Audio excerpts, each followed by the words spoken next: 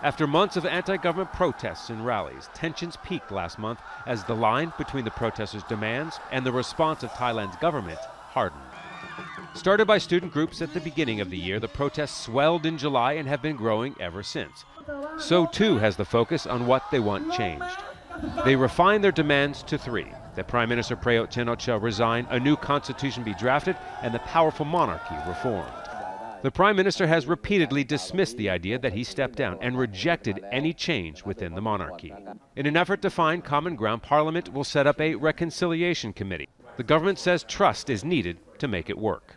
We're trying to show them that, okay, we listen to them and we are willing to do whatever we can in the power of the government to actually have the confidence that we are believing that their protests and their demands are being heard. Running on a pledge to reform government, the startup Future Forward Party did very well in last year's election. But it was later dissolved for taking an illegal loan from its billionaire founder. Party members called that a politically motivated charge. The Move Forward Party was created so some elected under Future Forward could still serve in Parliament. While skeptical, the party says it will take place in the Reconciliation Committee. There's a sensitive topic that will raise alarm on one side, discussion of monarchy reform. If this can be maturely discussed, where everyone put aside their differences and speak rationally, this will help. If we avoid it, there's no point to the committee.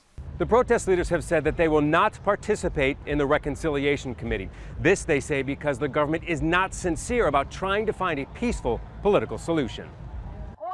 Historically, there's been little success with reconciliation programs, and some feel that the spirit of compromise on either side is absent.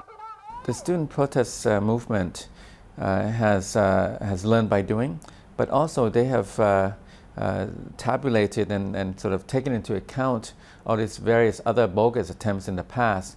And this time, I think that they would not settle for another kind of misleading, bogus reconciliation attempt.